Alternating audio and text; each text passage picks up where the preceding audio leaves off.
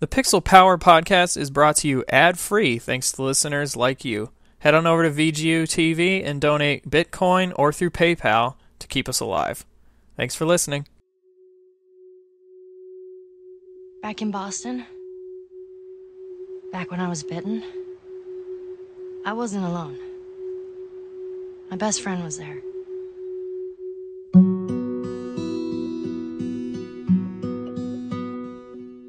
What's up, everybody, and welcome to this special edition of the Pixel Power podcast. This is going to be a spoiler cast for The Last of Us Left Behind, which is the DLC pack that came out Friday, right? Didn't come out on a Tuesday. Yes, Valentine's Day. Came out on Valentine's Day. If you have not played it, I swear to God, shut this off.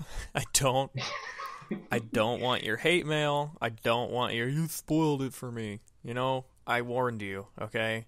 If you didn't go play Left Behind, then don't listen to this. This is not Pixel Power Episode 5. I swear to God. Pixel Power Episode 5, I ran into some hardware snags with my main editing computer, which are now fixed.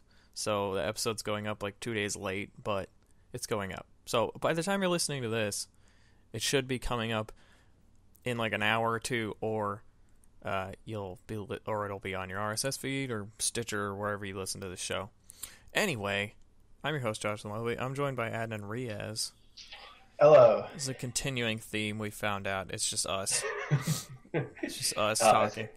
We're great, though. Yeah. We have some That'll be the new website when VGU crashes and burns. It'll just be adnanandjosh.com or something. It'll be like two big cartoony faces. Like, great. It'll have all kind of media, yeah. Like everything. It'll just be us on videos bitching about games and talking about Transformers and Michael Bay and why he's ruining everything. Anyway, just right off the bat, like, how did you feel about the entire thing? I was one of those people, because I voiced my opinion on DualShock that I didn't want it at first. Leading up to the days, I was like, wait a minute, this is Last of Us stuff, so I have to buy it. And I thought it was going to, like, maybe unhinge the story, because I thought, like, the main campaign is just, like, a masterpiece on its own. Mm-hmm. And then I felt like the Left Behind might, like, maybe damage it. I played Left Behind. I thought it was incredible. I really did think it was incredible. I sat there and I was like, I regret everything I ever said. And, like, Naughty Dog is just... they're just the most gifted people at telling stories. Yeah, they're so good. They really do. They're just everything about them. That I think we'll talk about this in a bit, because I have something about their writers issue. Well, like, in a good way. But it's like their writing team is just incredible. Like, it could have just been a 3-hour film, and I would have just sat there, watched it, and paid even £20. It was ridiculous to go. Yeah, I thought it was really good. It was a slower pace, but I was fine with it, because most of it is just wandering around a mall, being a 14-year-old girl, or 13. I don't know how old Ellie is. An experience we never had. Yeah. Being 14-year-old girls. Yeah, exactly. So you got to live that experience. But I mean, that's what's interesting about it, because like, I was hearing somebody else describe it, and you know, when you go to the mall, when you're a kid, you know, you might go and do certain things, but in the context of your world, you know, but like, they're going in the context of their world, and in the context of their world, it's interesting to see, like, we might do the same thing, you know, if we were that young. But then also, I one part that really got me was when you're in the Halloween shop, and Ellie sees, like, the jar of, like, eyeballs or whatever it was, and she goes, people actually paid for this? Like, there's, like, this detachment from, like, what even Halloween is, you know, and stuff, which I thought was, like, really interesting. It was a really cool insight. That was one of my favourite parts about the DLC, that it did show you that our universe is so different from theirs. Everything they touch and come into contact with is just so different. It's like when she sees a draft for the first time, in the main campaign, it really, really, like, hit you, because, like, for us it's nothing like, you know, yeah, it's like we've been to the zoo, you know, or exactly. something. So it's sort of like a really huge moment. I love the Halloween shop segment. That was brilliant. Going around there, like, touching, like, you can pretty much like have any mask on, and they have, like, little conversations between little things and everything else. Yeah. And there's also the Easter eggs as well that it had in the game, the DLC, which was brilliant. I think you've seen the Drake's costume. Yeah, there's a Drake costume. There's also a Jack one, but it's like really hard to see. Yeah, but I love Naughty Dog for that. They're just one of those developers who still uses Easter eggs, and maybe they're not huge like to be in a game, but it's incredible just to see them. It's just the little touches that make it like you play Naughty Dog. It's like, oh my god, there's an Uncharted costume. It doesn't have any wide implication on the game. It just makes it feel like you been with this company like and playing all the games. Reminds you of the fun that is video games. Yeah, exactly. And it's like that kind of thing I feel like misses with some games where they don't Easter egg stuff. Yeah. Well, you don't need to, but it's fun to. No, you don't need to, but it's just a nice little addition, regardless of like what it could be. It can be a little thing, but it should still be there in some form capacity. My favorite Easter egg of all time is in the Warcraft series, not World of Warcraft, like the actual RTS. Right. When there's occasionally like just animals that kind of wander around, like they're neutral animals. They don't really do anything. They're just there for like ambience. But like they're sheep, and if you keep clicking the sheep, like I think it's if you click the sheep like 50 to like 100 times, so you keep clicking it, and it just goes meh, meh, meh, and then eventually it stops, and then if you keep doing it, it actually explodes like in a fireball, like. It's pretty funny. I always loved that Easter egg, but yeah, that kind of stuff just kind of reminds you, like, this is a game. We're just having fun, you know. But yeah. I did really love the Halloween shop. I loved the skull. Talking to the skull, especially that there were just so many of them. There's so many questions for the skull. Yeah. Like will I ever play a video game again? It was just one of those things when you played as Ellie in that, like, the segments that I did. You felt like a child. Like, you felt in her shoes, and you felt this attachment to Riley. Yeah. As a friend. And just generally everything. I felt like I could, like, relate to them when they were, like, making their little jokes and stuff. Yeah. I laughed during it. And also the pun jokes as well. You had like I had a good 10 minutes just reading every pun off the the puns were pretty great. I'm trying to remember. Some of them actually made me laugh. I was like, these because I love stupid jokes. So like, it's stupid jokes. That's what it made it more funny as well because it's relatable to the characters. Because like when she's like, oh my god, I love puns, love puns. Then she still has that book throughout the main campaign. It's still, and it also has that sentiment to it as well because Riley gave it to her. Yeah. It explains a lot more as well, like how the connection is tied together, which is always good. And just like the little things. I mean, did you use the Facebook feature? No, because I don't have a Facebook. So right, okay. So I saw it. I was like, oh god, I'm not like Naughty Dog post random stuff on Facebook. Well, yeah, and if you read it, it says like it only does it once. Yeah, that's what I mean. I looked at it, and then when I saw it, I was like, oh, okay, fair enough. And I was a bit more bamboozled by it happening. I was like, really? It's like I've never seen this happen like as a DLC. I thought it was pretty. I thought it was a pretty creative move on their part. I said this in my review that I said I loved it because when I did it, and then you get into the photo booth, which is also an excellent scene in the DLC. I did all the photos, and then when you press the button, she's like, upload to Facebook? What the hell's a Facebook? Yeah. I just keep tapping the screen. And then I went into my Facebook and came for a notification and uploaded the strip that I did. I thought it was brilliant. I said that as the subtle addition of that integrating social networking into a DLC or a title is what you need to do, rather than how other games sort of throw it in. They're like, hey, you just beat this level. I want to tweet it. You're like, not really. Yeah, or it's like post your high score on the leaderboards. It's like, really? You know what I always hated? I always had friends that had Facebook automatically tweet out when, or they would automatically post a status every time you got a trophy. It was so annoying, especially when a new game came out because you'd get 15 in a day, and it'd be oh, there's one trophy. I don't give a fuck. And just a collection of them. I don't fucking care. Yeah, I was like, I don't fucking care about your trophies. But I don't have Facebook, so it was kind of funny and more real because they were like, I don't know, what's your username? I don't know, just type in your last name, and they're just typing random shit, and And then it Yeah, says that doesn't reaction, work, like, and they're like, well, fuck you, like, photo booth, so... it's like their reaction as well. It's like, what's Facebook? It's like, it really did make you feel like you split your universes, because it's like their universes. Because sometimes you just feel like you're living in this one. It's like every game relates to that. But then this one, it wasn't. It was a really funny feature. And I love the, like, that gave the hint away as well for the plot twist that came up with the love friends and whichever one you want to click. Yeah. I felt like that put the sign out there. But yeah, I thought it was great. I love the part as well when they go on the merry-go-round. Yeah, the merry-go-round was fun. The part where she actually gets the pun book was funny. Yeah, that was. Oh my god, you got another pun book! I was like, oh man. We'll come to the plot twist in a bit, because I want to talk more about one more thing. This was the fusion of the narrative between modern and past. So it told you the story of how Ellie saved Joel pretty much, and then also like how you get the crossbow and how you get the rifle. Yeah. And just those little things. I thought that was really cool how it like jumped from back and forth, and it's all like. I kind of felt like it didn't need that part.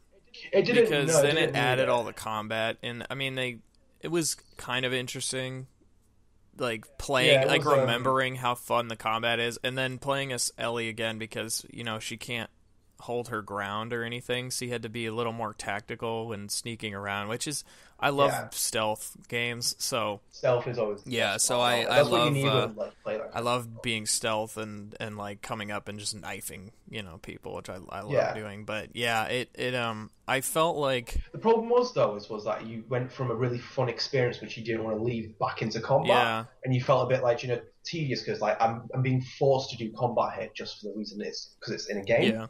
At some points I was like, I'd rather just be Ellie in the past and like watch a story because it's really interesting. I agree. But at the same time, I enjoyed the Naughty Dog mechanics as well, because I liked how they shifted that you could create combat without entering it with the strays and infected. So like you could eliminate one of them without even firing a bullet. Yeah.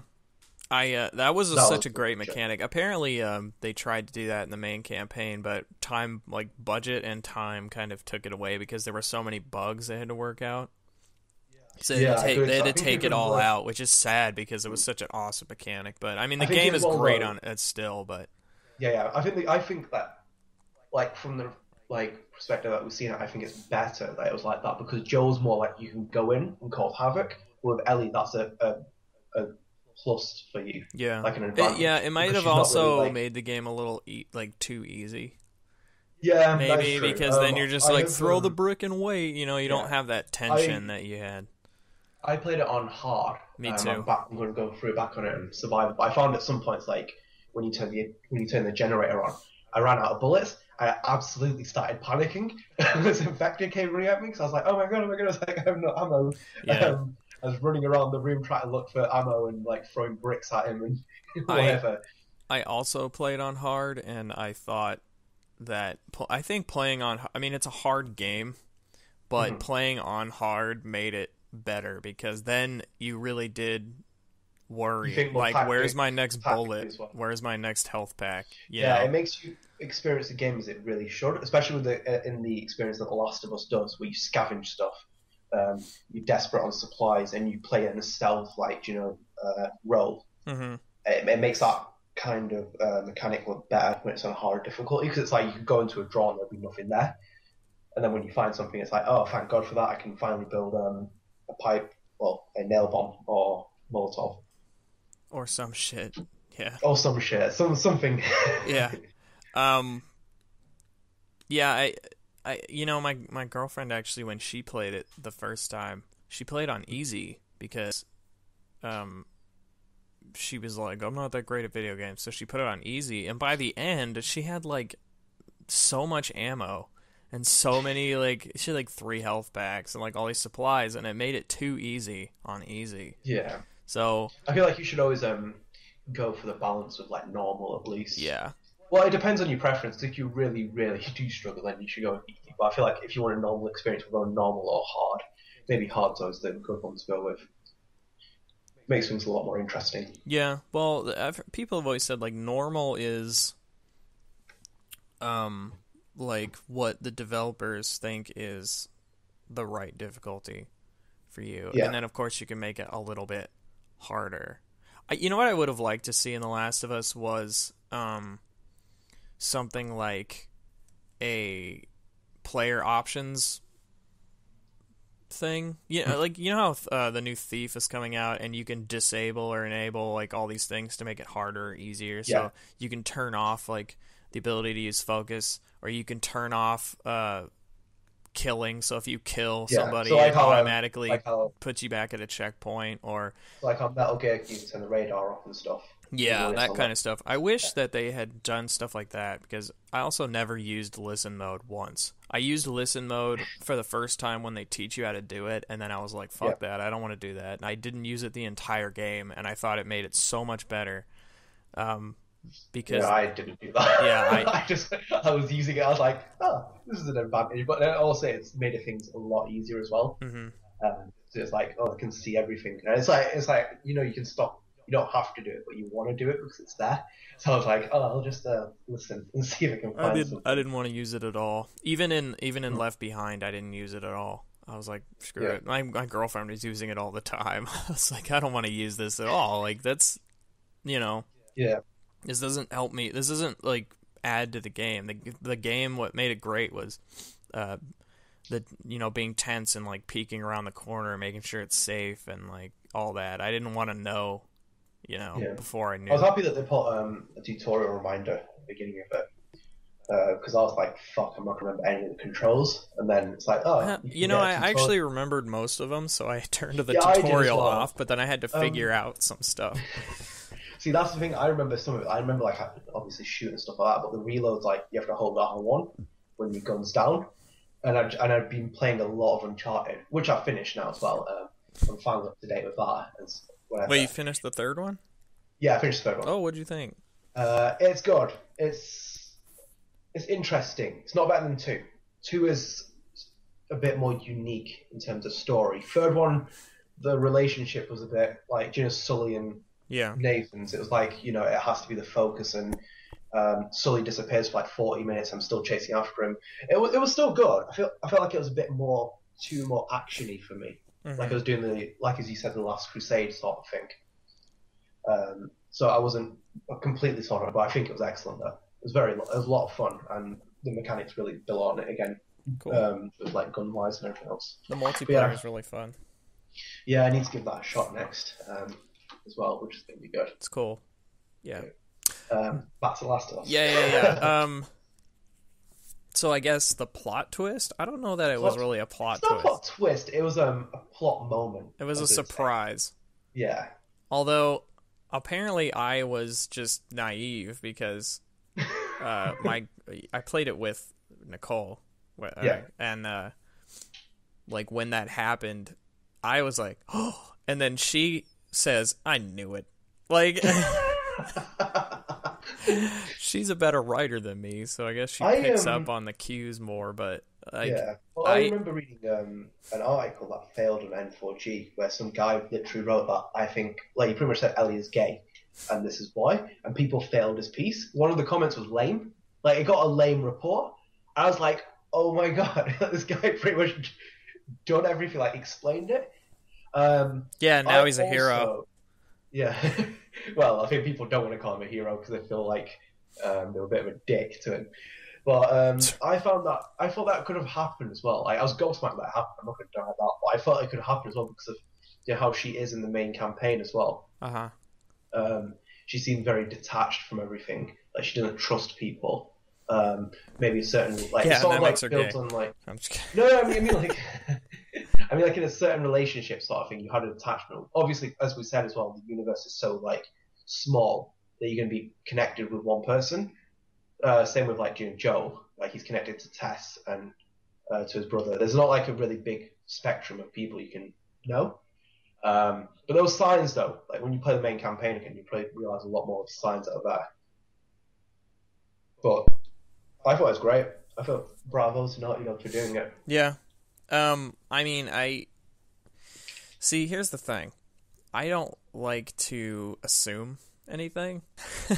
Even with Bill, like, after they found, like, the magazine or whatever, I basically was like, is he gay? Like, I didn't want to jump to conclusions and be that guy, you know? I didn't want to be that guy who's, like, nuts, and then everybody's like, oh, fuck you, you know? So then after I'd beat the game, I asked everybody in our staff chat, I was like, so was Bill gay the whole time, or am I just nuts? And then everybody was like, yes. And I'm like, okay. Like, I didn't want to be that guy. So then even when I kind of suspected it, during, Left Behind, I was like, maybe, I don't think I'm just being nuts. I was like, they're just really good friends. And then the kiss happened, I'm like, oh. Right. It's like, okay, I'm down with this, But, yeah, I mean, it was interesting. One of the comments on N4G was, like, so funny, because it could have been taken totally the wrong way. He was like, I don't know if she's, like, bisexual or something. She's just, like, a young girl or like something like that. I'm like, I kind of get what you're saying, but no. Yeah, I saw that. Because well, obviously, people have seen my piece floating around N4G exploding on the website yesterday. I said that she was, well, I thought I was being a bit specific, but also vague at the same time. I said that because Naughty Dog have left the interpretation open for us with like what they do. Because like even with the ending as well for Left Behind, it doesn't show what happens afterwards. It gives you closure on a logical standpoint where your imagination will fill in the blanks. Yeah. Because obviously you know what's going to happen. We don't need to see it. It's just like that and how they finish the main campaign. But anyway, yeah, I said that she was a lesbian or bisexual, like depending on the relationship, because that relationship's sort of like significant for her. Obviously, it's at first, and she is the age where she'll know which attraction she sees of like people, and it's a bit hard, and I can understand why people wouldn't want to like just specifically label it. But from my understanding, is that they accepted that she's she should be she wants a relationship with any. Well, you also you shouldn't judge. You fall into that weird like political correctness area. Yeah. So I wouldn't really define it. I would just be like, she's who she is. Yeah. Yeah, I defined it a little bit, which put me on the back foot against a lot of hostile comments. Whatever. But yeah, exactly. It's whatever. It's interpretation though, that kind of thing. Because Naughty Dog, like when what are they called? Neil and is it? I can't remember the other. Was it Bruce? Neil and Bruce? Okay, both of them anyway. They turned up on IGN's Spoilercast and they were talking, and even when Greg Miller was talking about it and Colin, they didn't say anything really. They're like, yeah, we showed it to Sony Entertainment, and they were like, yeah, it's fine. They didn't really explain on it because you don't need to. Yeah. Like the message is there. And this is what makes them such excellent writers. Is that, and obviously if you've ever listened to Cinema Views, you can go and listen to me growl about J.K. Rowling. 50 Shades of Weasley. They leave. 50 Shades of Weasley. Just the poster's just a weasel in different colours. Right. But yeah, they're so good though because they give you the message, but the message can be taken in different interpretations, and they leave you on closure, which is needed for someone who watches, reads, or anything else. That's how you do it. You don't overexpose your readers or viewers to a point where it's your imagination's working, because they won't agree with that. But I'm not sure. It's different for other people. Yeah. Well, whatever. People are going to see what they see. Yeah. In some respect. It's just so weird though with the Ellie thing as well, that Ellen Page came out. Yeah, it was such a weird coincidence. Oh my God. I even said that, I was like, this is the weirdest of coincidence. Because last year she was ripping Naughty Dog for taking her likeness of how much they look alike, and then this happened. I was like, right. I was like, God. It's like, okay. Yeah. Well, I think it was because she, Beyond was coming out, and she didn't want the games to get confused. It was like, we know what the game is. Calm down. We know which one's good and which one isn't. So, but yeah, It is interesting. But yeah, I thought it was a great little piece of DLC, and I didn't mind paying $15 for it. I would have paid more for it. That's what I say. It's quality over quantity. People don't understand that.